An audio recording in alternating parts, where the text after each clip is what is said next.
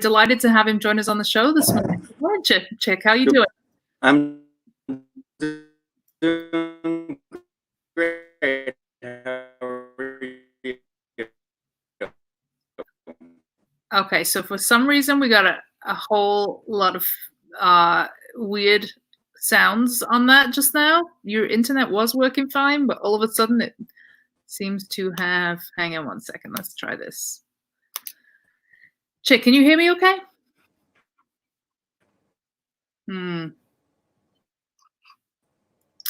All right. Okay, looks like we're having some tech issues, so I'm gonna... I'm great. Oh, Chick, it looks like we're having some tech issues, so I'm gonna call you and run your audio through the phone. I can hear you. Okay. Bear with us, folks.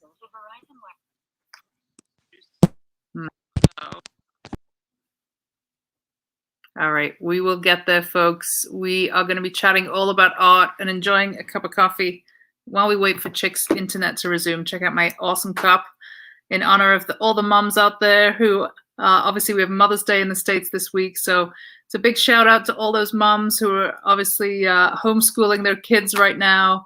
Props to you guys. You guys are amazing. I have a puppy who's 7 months who keeps me very busy. And I don't know how you guys do it with human children. So big shout out to you this morning. All right, let's see if we can get Chick back. Chick, how is that? Can you hear us okay? It seemed like we had a really good connection, and now... I can hear you just fine. Great. Okay, so there may be a little bit of a delay, but we're going to make this work. If for any reason we lose the audio, we will jump onto the phone and we'll run the audio that way. So welcome to the show. Okay. Let's start this over and tell us a little bit about your work. A little bit about my work. So it's I like to think of it as figurative impressionistic application to my work and a sort of surreal view of the self. And it's sort of a style that I've been working through, I guess, for quite a number of years and trying to develop it and sort of create my own language. And it's sort of one that expresses the figure as not being so contained within itself, but rather exists in part of, its own environment. And I think that reflects a lot of the ways that we actually do exist as people. Not just in our bodies, but also around ourselves with our bioelectrical, fields, like our auras and our thoughts even have their own energy. And I think, so I try to convey a lot of those sort of through my work. That's awesome. Now, just real quick, can those who are watching just let us know in the comments if the feed is okay for you? Are you getting interruption or is this okay?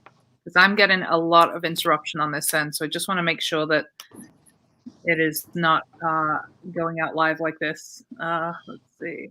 So just let us know in the comments if it sounds okay to you guys. If you can, if you don't mind. All right, we're going to roll with it. All right, so you are in Massachusetts. Did you grow up in Massachusetts? Is that where you're originally from, or are you a transplant? I grew up in Massachusetts. I'm a native Bostonian, and I live about a mile from where I grew up in the same neighborhood of West Roxbury. Yeah, and I moved away for quite a few years for college. I went at... Sorry? No, I was just going to ask you, what was it like growing up in Boston? Were you in the suburbs? Were you in the inner city? What was that experience like? I was in the inner city, and it was, pretty mixed. I have a really supportive, great family. However, Boston sort of has the reputation of being racist and homophobic. And so I experienced a lot of that growing up in the 90s and early 2000s. So I sort of wanted to escape from there. So I went to college in Ohio to a small liberal arts university. And then from there I moved around to Texas, Georgia, and then to the Cape Cod and Provincetown, eventually to New York. And I moved back from New York to Boston about 4 years ago. That's awesome. You talked a little bit there about homophobia, and when you said that you escaped Boston to go somewhere where there was not homophobia, I did not expect you to say Ohio. I thought you'd say like yeah. somewhere. Tell me a little bit about that. Well, when I went to Ohio, it was for college, and I got a great a grant called a Posse grant to attend school on a full tuition scholarship. So that's why I went there. So just to kind of back up on that, go ahead. I'm sorry. Mm-hmm. I think you cut off the Chick. So I was gonna say, like in Ohio, it was just like a life. Oh. So here's what we're I'm getting good audio and video on my end. We are not getting anything. Let's see. Let's see what's happening here. I'm going to try this another way, folks, so bear with me.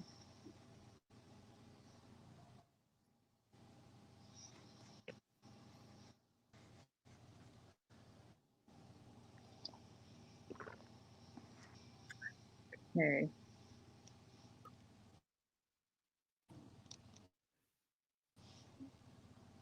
I'm going to try this. So everybody's getting good audio. You're getting good audio on your end. We are not getting such great. We have a big delay. So I want to make sure that this is functioning before we go any further. Let's see. I'm going to switch to different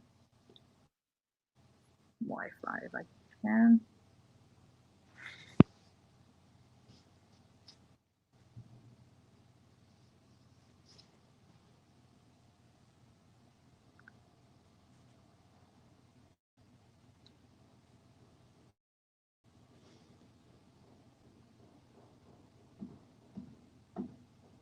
Now it's frozen for me.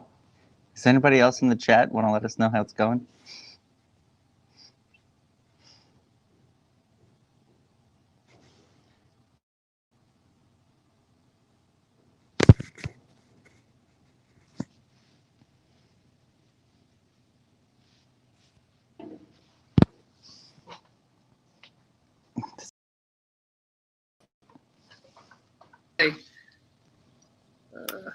All right. How is that, Chick? Can you hear us?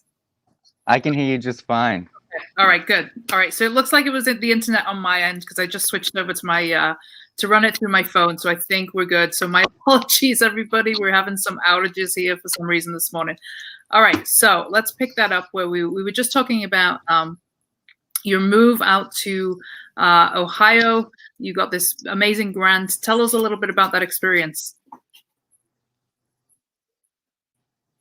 So the foundation I got the grant through is called the Posse Foundation, and they essentially identify and recruit student leaders who'd be passed up by traditional college application processes and send them to top-notch liberal arts universities in groups of 10 called posses, and to act as a support network for each other and to foster change on campus. And posses it's really actually incredible. They have a 90% matriculation rate. And it just really opened a lot of opportunities for me. Like I never would have studied fine art if I hadn't gone there. I had some great professors who, just allowed me to, tap into my own, artistic vision and potential and sort of set me on the path that I'm on now. That's amazing. And so you mentioned that you probably would not have gone to art school. What do you think the path would have looked like if you had not been awarded that grant?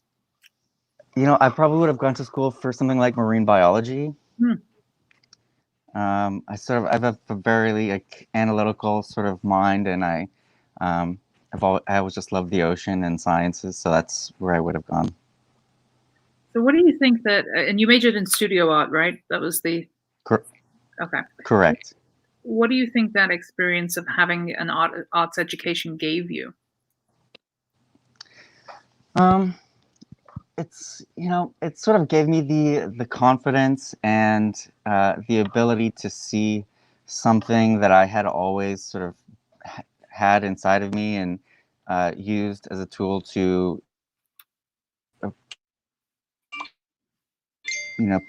put myself in my own like context in the world and understand how I fit in with other people or don't fit in, for that matter. And it just showed me that this is something that I could, do, that I could, love, have, you know, some talent at, and hopefully affect. Are you getting any audio? Yeah, we're getting it, but there's definitely a delay, so we're gonna have to roll with it. Okay. I guess internet gods are not our friends today. So I mean, we have our hotspot running, so hopefully it will pick up. Sorry, folks, if you're experiencing this delay as well. All right, bear with us. Okay, so you talk about your work as being intuitive, right? So tell us what that looks like in real time. Do you have to wait for inspiration to come to you, or do you try and work through it? Oh, I definitely try and work through it.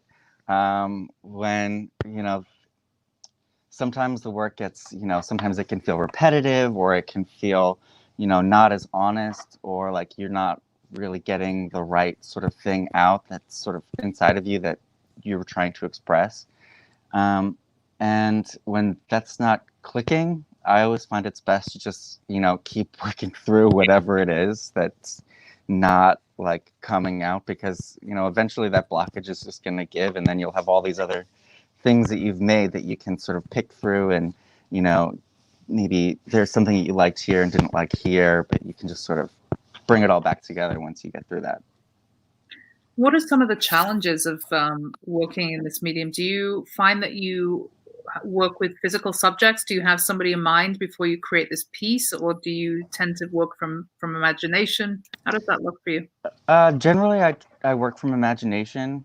I do like to do, figure drawings. I have a couple friends I'll sit down with, and we'll, trade poses, and, just try and bring it back to like a real figure, so I don't lose like my grip on the actual figure while I'm trying to represent, an abstraction of a figure.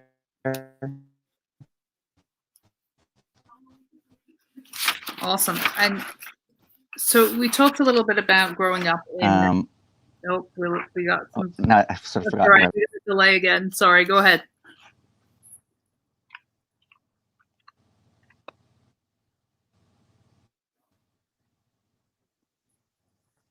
No, I was listening. All right, Chick, here's what we're going to do. I'm going to call you. We're going to run the audio that way, and we'll just keep the video on the screen. I think that's our best bet. So I'm going to call you on your schedule, and we'll run it through mine. All right. Let's see.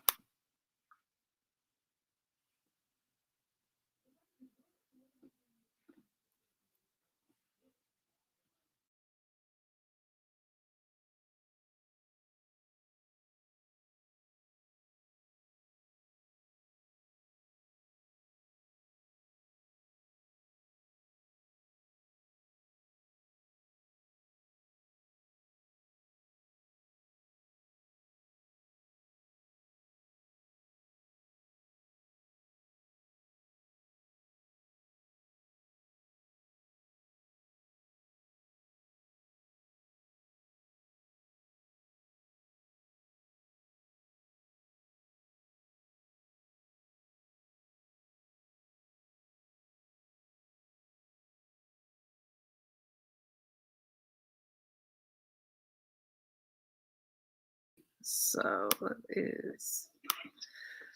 All right. All right, folks, we're going to try this again. We're going to give this a whirl. Hopefully now you can hear Chick and I without interruptions. Chick, sorry about that. So we're back in business. Can you hear us okay? I can hear you just fine. Fantastic. All right, so we're all good. We've got Chick's video on and the audio running through the phone, so hopefully we can make this work. This is the beauty of going live, folks. You never know what the internet gremlins are going to throw your way. So let's just back up a little bit and talk about. We're talking about the actual practical side of your work. So we're talking about what inspires you and what it is that what some of those challenges might look like in the studio for you. So talk us through that. So the things that inspire me, it's always hard to narrow it down to what inspires me. Like, what is the real thing that, what is it that inspires me? But it's so much. It's so much that inspires me.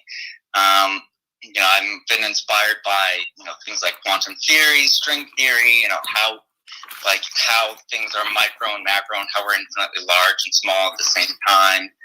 And, I mentioned earlier, tantric principles, like the conscious, expansion and cleaning of, energies of the body, and how those practices can be used to elevate not only your mind and your spirit, but also keep your body healthy as well. So I've been studying things like pranic healing and some sort of esoteric cleaning practices. So how is your work received by your audience? What are some of the most interesting feedback that you've had?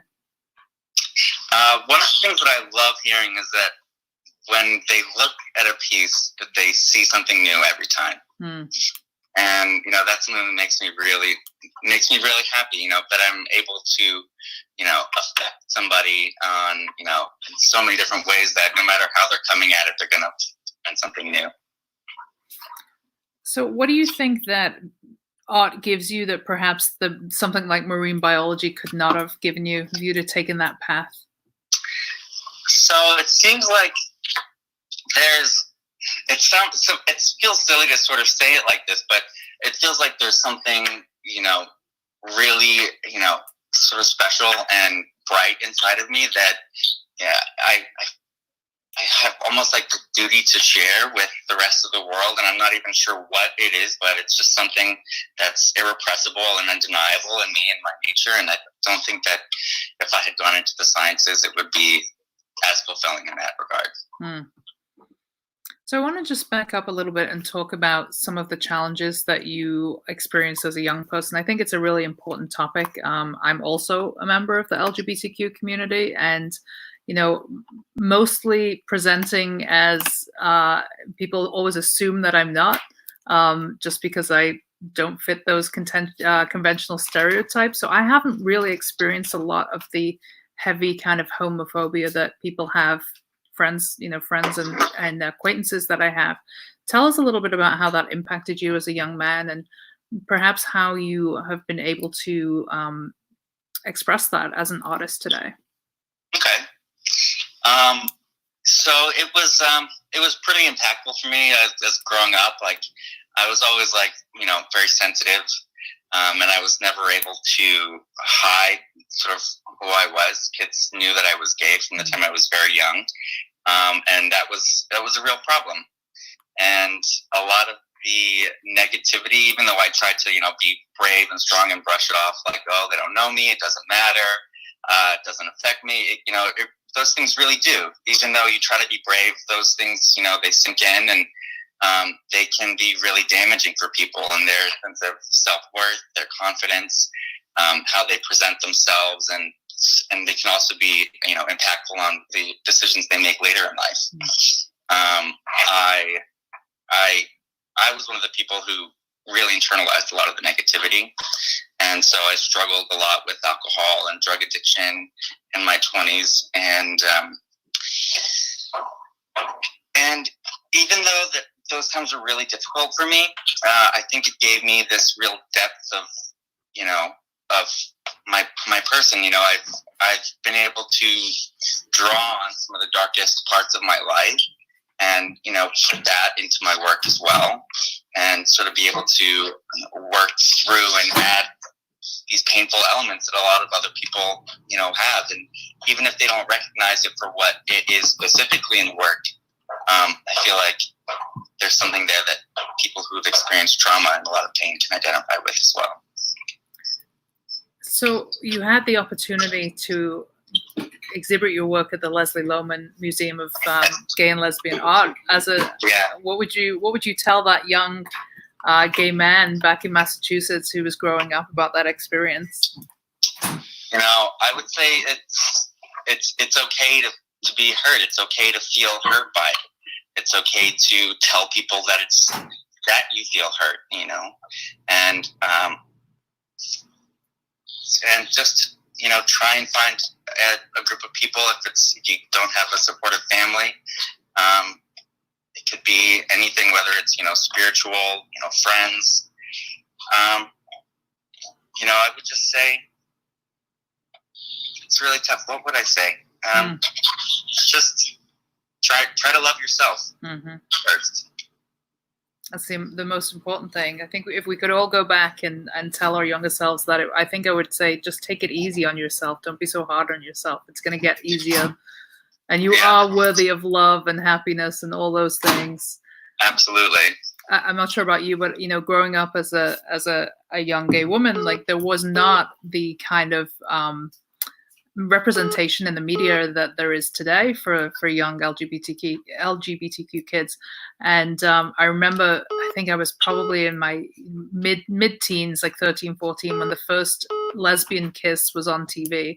And it was like this front page news scandal. Like it was like this huge deal. And, I remember just thinking, wow, that like this is acceptable. Like people are, this is change. Like this exists. It kind of validated, how I was starting to feel about my own sexuality. But, today, while we do have a lot more representation in the media, it almost feels like the homophobic voices are almost louder. Yeah, I agree. There's a sort of like a recoil period, and I mean, here we are still fighting for so many of our rights and for recognition and for the ability to have self-determination. But so much of the rest of the world is having such a negative reaction, and Poland and Hungary are enacting seriously transphobic and homophobic laws, and it seems like a lot of the world is taking a lot of steps backwards, as are we. Right. And I think even though we've seen, kind of a shift in the tides with some of the more archaic laws in the States, Don't Ask, Don't Tell and the Defense of Marriage Act, we're seeing also very discreet rolling back of rights for, our trans brothers and sisters as well. So I think it's always a good idea to keep our eye on what's going on subtly around us when there's, a nice big distraction like the pandemic. And not so subtly at the same time. Yep. Just the amount of horrific violence that the trans community is, seeing and facing is really upsetting. And not just the trans community, also the, Pan-African and Black community here. We're really fighting for liberation around the world. What responsibility do you think that we have as artists, as creative people, and as really LGBTQ grown-ups who've gone through the process and through the experiences? What responsibility do we have today to the youth that are kind of coming through? I love that you asked that question, because it's something that I think about a lot is what sort of privilege do we have as artists in America? The history of privilege that we have in the art world in the United States and around the world, and just to recognize our place in it, and that we do come from a privileged background, and it's important to be honest in our work about who we are and to be thoughtful about how we represent other people in our work, whether it's if you're like a straight white male artist, how are you going to represent a nude female surrounded by flowers in your work? Those sort of things are really important. You don't want to lean into these stereotypical representations of people who are marginalized through your work. it's important to be cognizant of how you represent others and yourself. I couldn't agree more. So tell us a little bit about the experience of exhibiting at Leslie Lohman. What first of all, what did you exhibit, and what was that experience like? So I exhibited 2 pieces, and so the show was curated by a friend of mine whose name is Walt Cessna, and he sort of brought together all these different artists from around New York City who had connected through social media, and put together this incredible, like, it was just an amazing experience. I had made like a few pieces of work for the show. The ones that I made specifically for the show, they were like, maybe not these ones. They were just like, go home, make something. Walt was like, go home, make something angry, do something else. And so I was just like, just brought something out that was not what I was trying to force, into these other pieces that I had made. It was like something else to actually bring it out. So, so I got to exhibit 2 pieces. There was an auction afterwards where I submitted another piece that was sold. I was like, so elated, the whole time. It was just, it was great. I found that when I'm like exhibiting at an opening, I'm able to talk about my work in a really, in an engaging way, in a way that makes sense, and a way that, people can connect to, and they feel, they can see how much I love making art and how connected and how passionate I am about it. And so it's great for me even to be able to get out there and be able to talk about it in that way as well. It also helps me feel more confident in my practice and how I present it. So you may have just answered the question there, but what does it feel like to have somebody purchase your work? What does that mean to you? Oh, it means that somebody wants to take, part of me and my vision and bring it into their own home, and that they identify with something that I put in there, and that it moves them, and that it adds value not only to, their home and adds to their collection of things, but also something that they think will continue to change in them, and that they've also made an investment in me, and that's important and touching. Are you ever surprised by people's reactions? Have there ever been any surprising or confusing reactions to your work? I'm sure there have been. And those are always exciting. I always like that when things come out of people. I like to hear, how they got there, what specific imagery in the work was it? Was it just something visceral that they got out of it? Since work is so subjective and really is up to the viewer to get what they want from it, it's always good to see how people get to where they do. So you talked about your work being intuitive. I just want to go back to that a little bit, because it's something that has been kind of a common thread in these interviews where, most of us feel that way. We feel that it's coming from some kind of higher power or some source that we don't really understand. Elizabeth Gilbert, the author, in her book Big Magic, talks about how, it's this kind of genie that lives on the shelf, right? That exists with these ideas, and it's here kind of waiting for us. And, if it's not the right time, we don't kind of command that idea. We don't take it. It goes and it moves on to somebody else. And she almost talks about, we kind of coexist with this entity as creative people. Can you relate to that? And what has your experience been with being an intuitive painter? I think that's pretty on point for how I've experienced it. I wouldn't say that it was. It's not so much a genie for me as it is sort of like something that exists like in my hands, And when I pick up a brush, it sort of comes out that way. But being an intuitive painter, it really takes a lot of trust in yourself and in this connection that we all have to each other that is, greater than each of us, and I think is felt by most people. And I also think that there's sort of this greater awakening happening around the world, where people are becoming more cognizant of these psychic energies that we all have, and this connection to each other that is becoming, I think, more apparent. And I think initially it was a little weird to paint this way. Like, what do I think I'm doing? Being into, what do I think I'm tapping into? But the more you trust it and just sort of let it go and let it flow, then the more you trust yourself and that connection.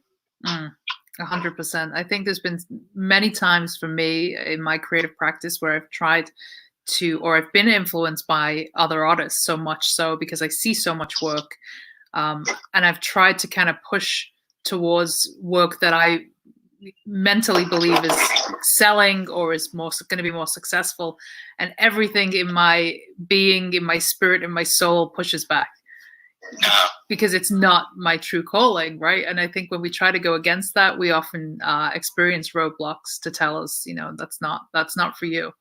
Yeah, absolutely. So absolutely. Tell us, we talked a little bit about addiction, that was a challenge for you in your 20s.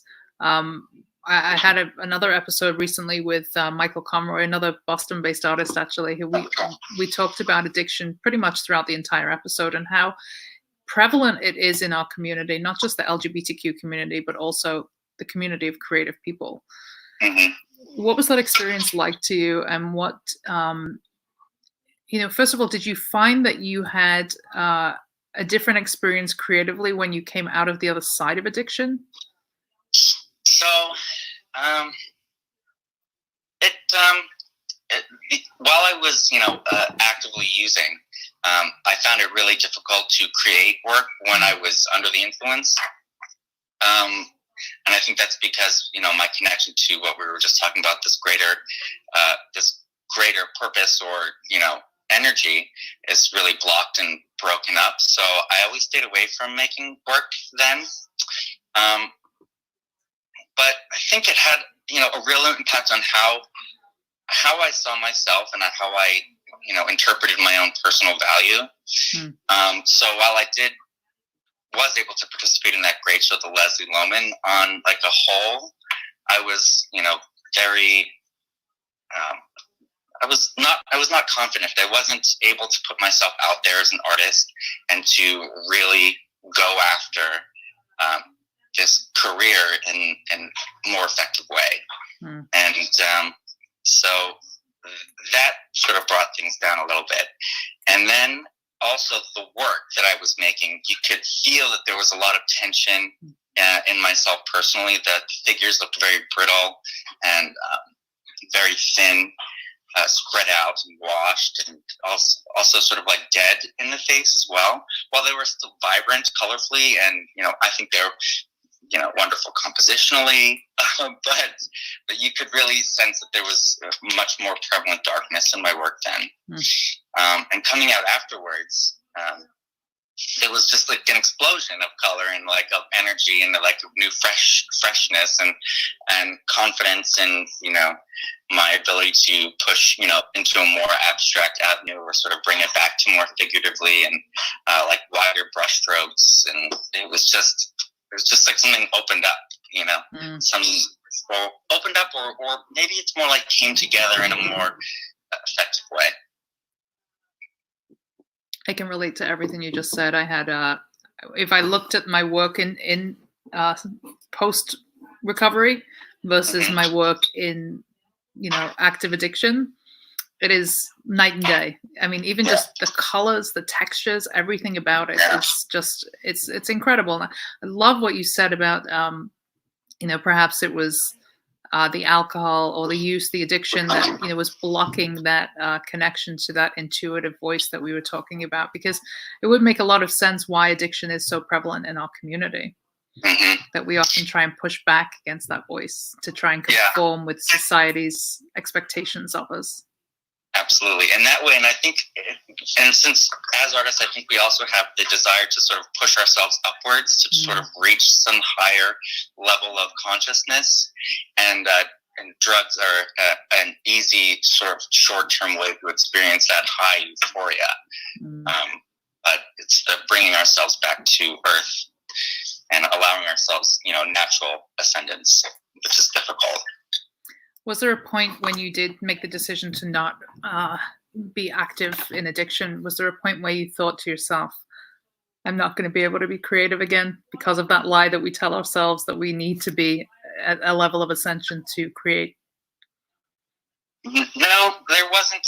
There wasn't a point where I thought I wouldn't be able to be creative again. I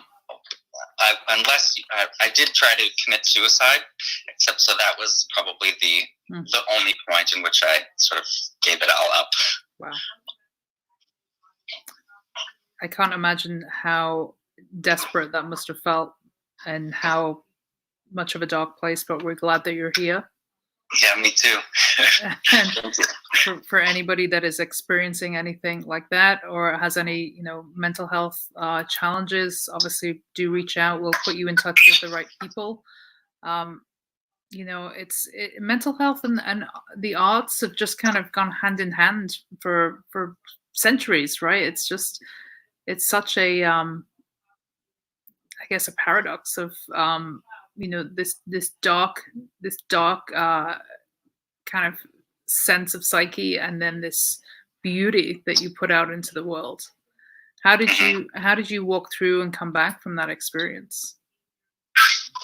With a lot of love from my family, from my friends. While I was actively using, it sort of blocked off all of the love and support that I had from a huge number of people. And so when I woke up in the hospital, it was almost as though something had left me, and I could just feel all this pouring of love into me that I had blocked off for years and years and years. And if it hadn't been for my family and for my friends who really love and care about me, I don't know.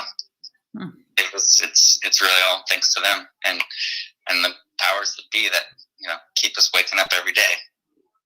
Well, we're certainly glad that you are here, Chick, to share your story, and I'm Thank sure you. This could be an inspiration for somebody else out there that may be listening, that you do not ever have to go it alone. There is a community of people that love you, and you just reach out, and there's plenty of people that would be willing to talk to you and love you back to life, for sure. So what are your aspirations, Chick? Where do you see kind of the next 5 to 10 years for your career?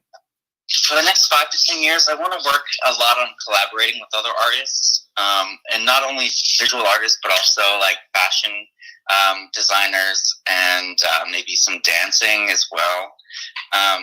In my studio, I love when I'm painting or like I'm in a little jam spot, or if I need to take a break, I love to, turn up my music and just, break down the house with dancing. And so I want to, incorporate some sort of new video and dance project into the work. And you can see I've started working on some hoodies behind me. So I want to get that out there and sort of, get a little bit of name recognition, and so in a more approachable way that's not just these gorgeous pieces of art, but something you can really bring around with you. And Awesome. And I'm also applying to a lot more residencies and publications in order to get a wider audience. How important would you say community has been for you as an artist? Have you found your people? Have you found a collective of fellow artists? And how important is that to you? It hasn't been until the last I guess that's not so true. I've had a community of artists that have been around. People who I feel comfortable with showing my work to, who I feel like will give me an honest critique, and have who I respect as artists and I think have valuable things to say in their own work. And it hasn't really been easy to find those people, because everybody's so busy, and it's tough to get people out of their own space in order to really invest in you as a friend and also as another artist. But it's taken me a long time to get the network of friends and artists that I have. But they've been really, really valuable. They've always been really encouraging and supportive, and and they help push me creatively. They say, try to do something not a face today, or something like that. Like, maybe make an animal for once or something like that. And so they joke around and they tease and we push each other artistically. Is there anybody else in your life that's really been kind of your big champion or influence along the way? I feel like I've had so many people who have been like, my champion, from one of my previous employers, like, and who's an artist who I was his studio assistant. He was always like, really, really supportive. I've got a couple friends, Jeff and Joel Bolduc, who commissioned a piece for me 4 years ago for their gorgeous house. And, just so many of my friends always, they talk about me and my work and, sort of put me out there better than I do, So I'm so grateful for all my beautiful friends who, love me and support me in any way they can. So what about creative influences? Who are you kind of your heroes and your idols creatively? So one of the first artists I was ever, super moved by when I was in school was Kazimir Malevich, who was a Russian suprematist painter just before World War II. And in his work, there was this real beautiful sense of like movement and balance in 2D space. And so it was like spiritual, and it was just sort of like so supreme. And it's just like, gosh, you can really, like, even though my work isn't really like that, it's or doesn't look like his work, just showed me that I can make work that is, just as, spiritual and sublime in my own sort of way. And it doesn't have to be, these other, representations of the figure or ideas of abstraction that, everybody thinks that it's okay to push out, and for somebody to call your work outsider art, like that's okay. That's where new things happen. I 100% agree. So what about, talk us through, well, you won the award for excellence at our Boston show last year, 2019. Tell us about that experience. Tell me what that meant to you. Has that been impactful to you at all? So the event was great, and it was really wonderful to meet you and to meet all these other artists. It was like the highlight of my 2019. Absolutely. Like, just, even though it was like a super cold, stormy night, there was ice like falling from the sky. Like it was so much fun. People came out. I got to like talk about the work and meet, great collectors and great artists, and sort of expand my network there. And when I got the award, I was so shocked, because there was such great work around and so many other really engaging, thoughtful artists. And it was just like, I was like, I was so absolutely honored. It was like, oh, thank you so much. And, how it impacted me, it just gave me the boost of confidence that I think a lot of artists, need. And I was so grateful for that. And I think we don't celebrate artists enough, right? I think that society should really celebrate artists more. I talk often about there's an award ceremony for every other aspect of the arts, whether it's the Tonys or the Grammys or the Oscars, but we rarely celebrate visual arts. So I think it's important that we do, bring attention and bring light to people who are excelling, who are, pushing the envelope, who are, have real story behind their work and real intent and a real grasp of visual language. You talked a little bit about your own visual language and really developing that. How difficult was it to kind of find your voice within your work? And do you think you have as yet? Well, I think that we all have the potential to have many different voices in our work. There's the one that we're comfortable with, and the one that, sort of brings us into our own, brings us into our own as artists, and really opens up how we see ourselves and what we want to say. And then there's the voices that, we'll have in the future when we keep making work. I love the work I'm making now. However, I don't think I'll be making this work forever. You know, I feel like I'll continue to evolve and grow, just like everybody. And you know, I'm excited to see what those new voices have to say as well.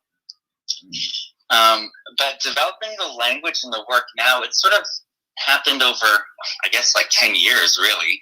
I started painting, you know, these really sort of funky, abstract faces in college, and I really connected with the expression of the self that you can get through depiction of the face. But I also became really interested in how that face and the figure reflects back on the viewer. And just sort of putting together these different, you know, ways of expressing different sort of hand gestures, choices of colors, ways of, you know, putting the pieces together. It just sort of happened organically and over the course of like a decade. So if anybody has any questions for Chick, do jump on into the comments. We're going to be taking questions in about 5 to 10 minutes. Chick, I want to know how you're handling this new normal. We're right in the middle of this crazy time right now, this pandemic. How has it impacted you? So I do have a couple family members who are sick with COVID-19. So that's, you know, it's been troublesome, and just to see, you know, the huge death toll that's going on in our country right now, it's really weighs a lot on everybody, I think, psychologically. And it's just a huge tragedy, I think, that everybody thinks about, you know, for a large portion of every day. But it's also afforded me the opportunity to spend a lot of time in the studio and really focus on making the new work, making what I'm sort of here to do, you know? So I've been sort of taking this opportunity while I'm not at a day job to, you know, make myself better and, you know, try and improve my own practice. You mentioned the day job there. What is your day job? I work in food production. Okay, awesome. So we make some of the best bagels in Boston at Exodus Bagels. As soon as we reopen, please come on down, get a dozen. We make them all by hand. There's no machine extruding, and they come in all different varieties. We'd be happy to make you a bagel and schmear. That's amazing. You're making me hungry. How do you find, we talked actually yesterday about day jobs and, you know, having that creative mind and sometimes not being able to kind of turn it off. Like I remember myself working, you know, bar shifts and restaurant shifts, and, you know, I'd always have a little notepad and paper to kind of jot down ideas. Do you find that you're able to kind of flip between those two worlds easily? Well, luckily the company that I work for, there's a lot of other creative people who work at the place. So, you know, I've been able to meet other artists and spend time with them and make work with them. And my boss at that job is also extremely supportive. He's really great. Well, they're both great. It's a married couple owns the company. And so it hasn't really been too difficult to flip back and forth. Like I was working in food service for a long time, so I'm sort of able to compartmentalize, like waiting tables with going back and, you know, sort of letting everybody else's drama go and being able to just focus. And I think it's something that a lot of creative people feel that we have to do, and it's necessary to do in order to, you know, stay, you know, alive and with, you know, the ability to make work, to fuel those fires and buy those supplies and all those fun things. Exactly. So what do you hope, you know, in terms of the series that you're working on right now, what do you hope that folks take away from that when they experience it?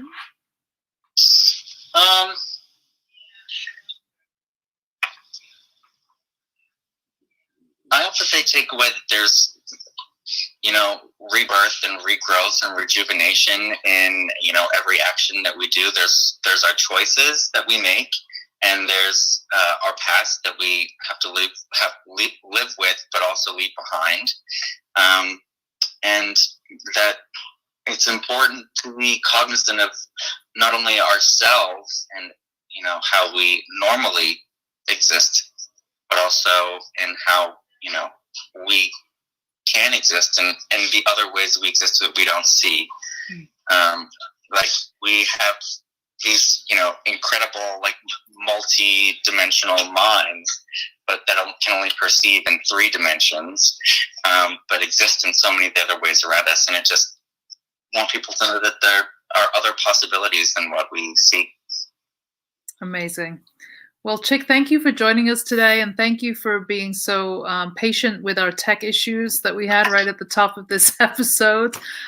We appreciate you, and thank you also for being so open about some of the struggles that you've had along the way. And I think that it speaks volumes about your character, and it certainly would, I hope, inspire somebody else who may be struggling out there. So thank you so much for joining us.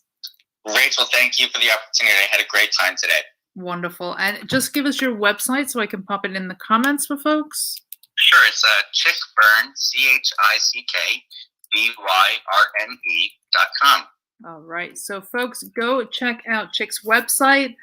Reach out if you're interested in purchasing any of Chick's work. And we will be back once again tomorrow for Coffee with Artists. I'm going to be joined by Plastic Jesus, the street artist from LA. And Chick, I will look forward to keeping up with your progress and seeing this new series of work. So thanks again. Thank you, Rachel. Bye-bye. Bye.